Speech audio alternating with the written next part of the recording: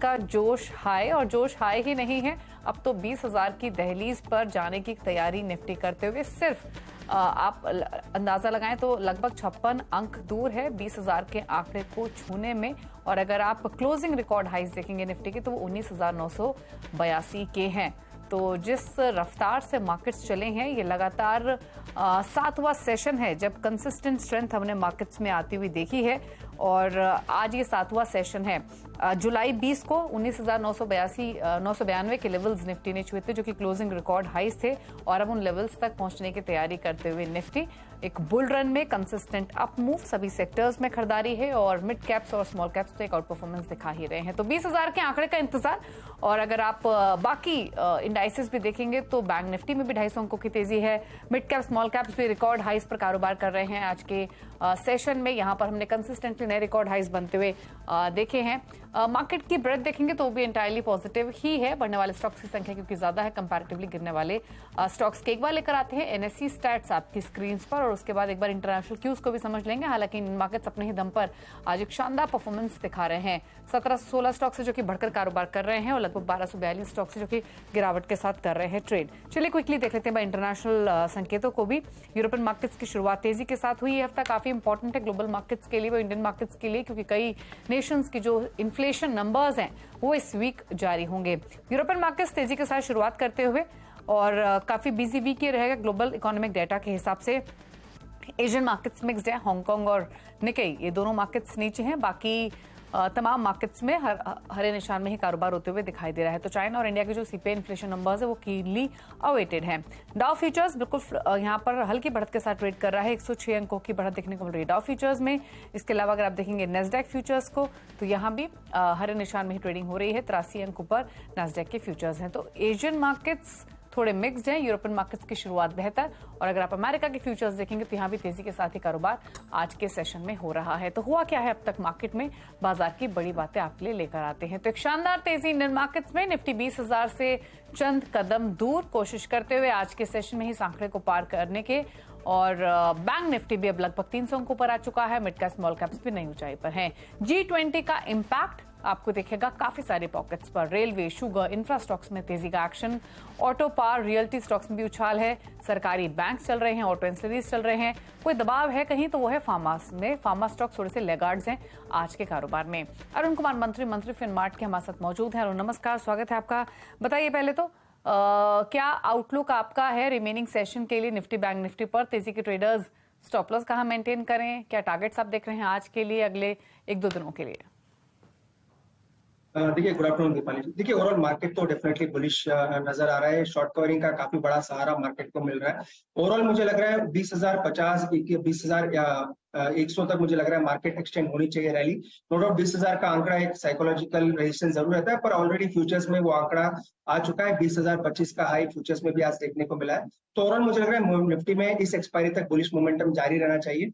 20,100 का ऊपर में टारगेट रहेगा, और 19,850 का नीचे में स्टॉप लॉस रहेगा। ओवरऑल मुझे लग रहा है 100 से 150 पॉइंट की बढ़त अभी भी निफ्टी में इस एक्सपायरी तक आपको देखने को मिल सकती है।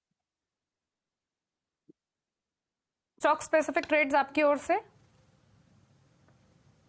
देखिए, 2 स्टॉक मैं चुने हैं दीपाली। दोनों स्टॉक लग रहा है मुझे ब्रेकआउट कैंडिडेट है। पहला स्टॉक होगा आईसीआईसीआई प्रूडेंशियल। ये स्टॉक मुझे लग रहा है ऊपर में 600 का भी आंकड़ा पार कर सकता है, वो 562 के स्टॉप लॉस के साथ बाई करें, और 605 का टारगेट रहेगा। दूसरा स्टॉक रहेगा bank of India. PSU bank या पीएसयू इंडेक्स में ओवरऑल बड़ा ब्रेकआउट नजर आ रहा है, तो स्टॉक को बाई करने की सलाह रहेगी। 95 स्टॉप लॉस रहेगा और 104 का टारगेट।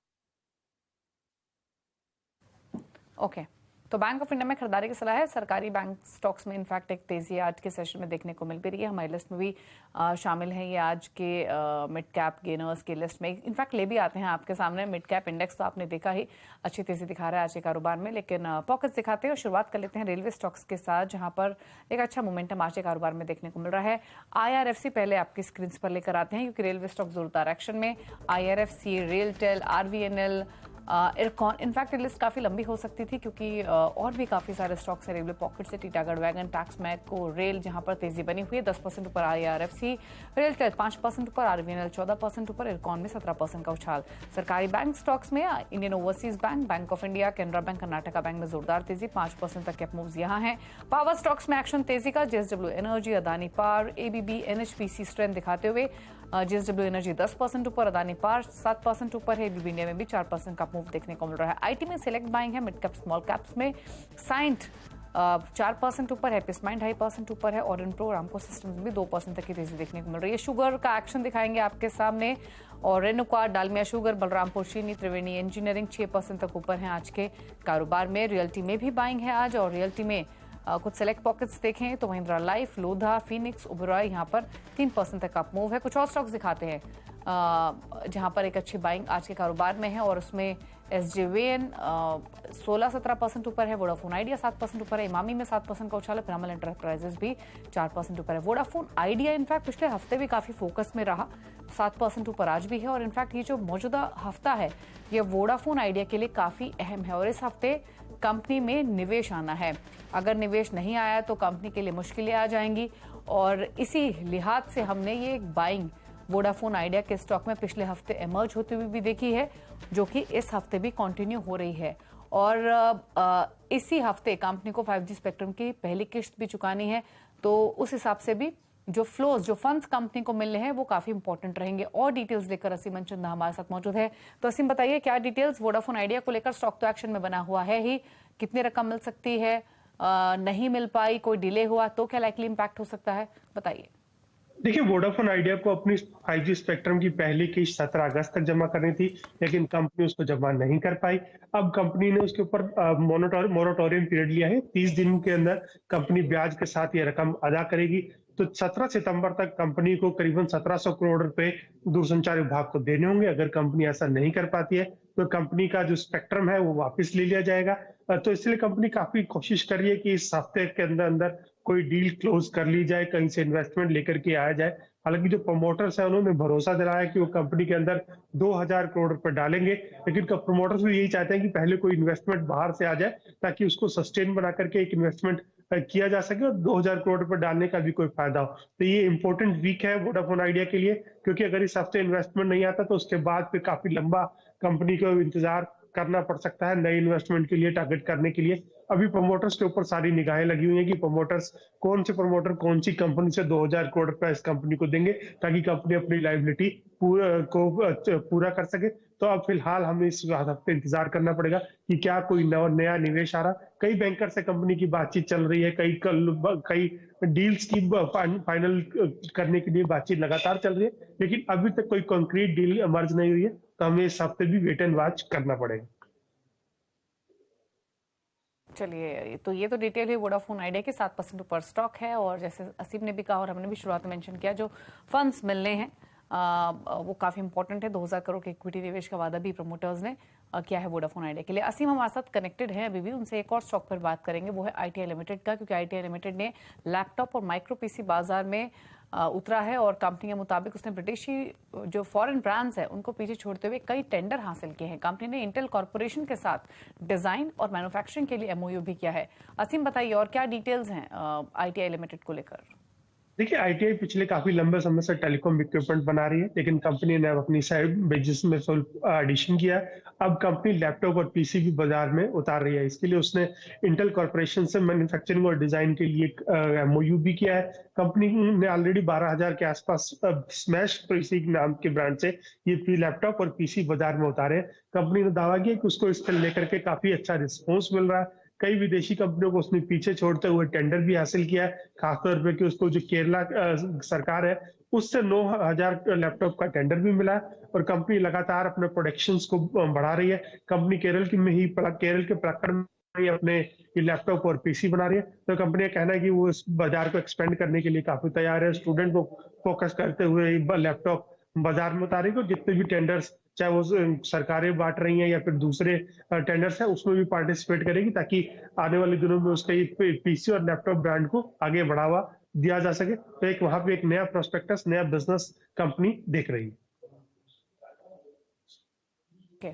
शुक्रिया आपका असीम, ये दोनों ही खबरों पर डिटेल्स देने के लिए। और उनसे क्विकली राय भी ले लेते हैं दोनों स्टॉक्स में, क्योंकि स्ट्रेंथ है आईटीआई भी और वोडाफोन आइडिया भी। बताइए अरुण, क्या व्यू है लेवल्स के हिसाब से दोनों ही शेयर्स पर? देखिए, जहाँ तक आइडिया की बात है 12.5 से 13 मुझे लग रहा है इस लेवल तक स्टॉक जा सकता है। नो डाउट बड़े न्यूज की अपेक्षा ऑलरेडी चल रही है। और जहाँ तक चार्ट्स की बात है 12.5 13 मुझे लग रहा है वहां तक एक बार स्टॉक जाना चाहिए। अगर स्टॉक 10 के नीचे वापस चला जाता है तो एक बार रिवर्सल नीचे के तरफ भी देखने को मिल सकता है। तो जिनकी पोजीशन शॉर्ट टर्म के लिए लिया है या जिन्होंने 3 से 4 दिन के लिए लिया है तो 10 रुपए के नीचे अपना स्टॉप लॉस जरूर मेंटेन करें। इमीडिएट जो टारगेट रहेगा वो 13 रुपए का रहेगा। जहां तक आईटीआई की बात है, आईटीआई में बड़ा ब्रेकआउट देखने को मिला है। लगभग 2 साल का ब्रेकआउट डेली चार्ट पे देखने को मिल रहा है। 132 के ऊपर इसमें बड़ा ब्रेकआउट ऑलरेडी आ चुका है। तो मुझे लग रहा है इसमें रैली और एक्सटेंड हो सकती है। 163 164 तक के भी लेवल्स देखने को मिल सकते हैं। तो एग्जिस्टिंग होल्डिंग है तो होल्ड करें। 132 का ट्रेलिंग स्टॉप लॉस लगाए। 165 तक मुझे लग रहा है ये स्टॉक में जा सकता है। ओके, चलिए, तो ये बात हुई आईटीआई लिमिटेड की 143.75 पर फिलहाल ये कारोबार करते हुए। चलिए रुकना है इसी के साथ एक ब्रेक के लिए। ब्रेक के उस पर कुछ और खबरें आपके लिए लेकर आएंगे। जल्द वापस आते हैं छोटे से ब्रेक के बाद। और चौतरफा खरीदारी आज के सेशन में हम देख रहे हैं थोड़ा बहुत लेगार्ड से, तो वो है हेल्थ केयर स्पेस। लेकिन बात करेंगे इन्फोसिस की। दरअसल सिटी की जेम्स कॉन्फ्रेंस में इन्फोसिस ने प्रेजेंटेशन दिया है। इसकी चर्चा आज बाजार में भी है। क्या कहा गया है इस प्रेजेंटेशन में, ये बताने के लिए आशीष शर्मा हमारे साथ मौजूद हैं। आशीष, बताइए। जी हाँ, दरअसल ध्यान रखें, इन्फोसिस के मैनेजमेंट ने शिरकत करी थी सिटी की एक ग्लोबल कॉन्फ्रेंस में, जहां पे इस कंपनी के सीएफओ निरंजन रॉय साहब आए थे और कुछ इंटरेस्टिंग कमेंट्री आती हुई। ध्यान रखिए, इस वक्त आईटी में सबसे इंपॉर्टेंट है डिमांड की स्थिति, एनवायरमेंट कैसा है। मैनेजमेंट का कहना है डिमांड एनवायरमेंट अब और वर्सन नहीं हो रहा है, अब दिक्कतें बढ़ती हुई नजर नहीं आ रही है, पाइपलाइन हेल्दी है।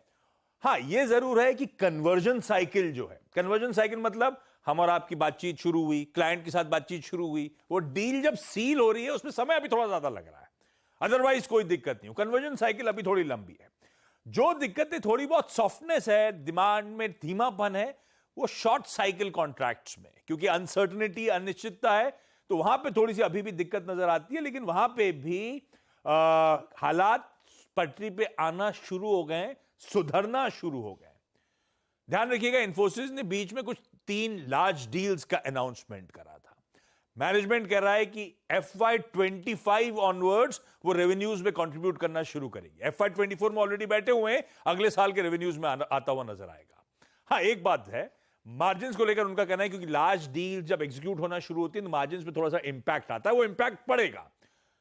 लेकिन उनका कहना है FY19 से अब तक हमने $50 बिलियन की लार्ज डील्स करी और मार्जिन जस के तस आपको नजर आए होंगे। वो इसीलिए क्योंकि पुराने कॉन्ट्रैक्ट्स भी एग्जीक्यूट हो रहे हैं और उसके चलते हम मार्जिन्स को बैलेंस आउट कर रहे हैं और अभी भी करते रहेंगे।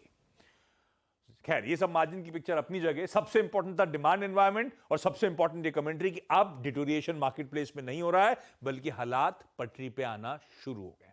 इनफैक्ट मैनेजमेंट ने कहा है कि जो डील पाइपलाइन है, large deals, medium size deals, small size deals, काफी तगड़ी डील पाइपलाइन अभी भी नजर आती है, जिसपे वो लोग एक्टिवली निगोसिएशंस कर रहे हैं। खैर, इस रिपोर्ट के बाद सिटी का कहना है इन्फी क्योंकि अपने इस समय FY वैल्यूएशंस के लिहाज से 23 टाइम्स पे ट्रेड कर रहा है, तो उनका न्यूट्रल का कॉल है स्टॉक पे। वो किसी बायर कमेंटेशन के साथ नहीं जा रहे हैं, करंट परिस्थिति को देखते हुए न्यूट्रल रख रहे हैं, पर कमेंट्री अच्छी आती हुई इन्फी के मैनेजमेंट की तरफ से।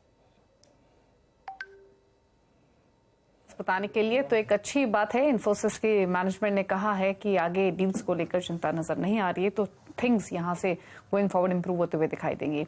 लेकिन क्विकली लेकर आते हैं खिलाड़ी नंबर 1 का अपडेट। और इस हफ्ते जो मुकाबला चल रहा है वो 3 हफ्तों के, पिछले 3 वीक्स के जो विनर्स हैं उनके बीच में चल रहा है, जिसमें है निर्मल बैंक की स्वाति होटकर, मार्केट एक्सपर्ट अमित सेठ, LKP सिक्योरिटीज के रूपक डे। तो ये मंथली विनर्स के बीच में बेसिकली कंपटीशन है। पहले लेकर आते हैं पोर्टफोलियो अपडेट्स। अमित सेठ ने बलरामपुर चीनी से एग्जिट किया है 421 के लेवल्स पर, 450 के ऑल्दो इनके टारगेट्स थे।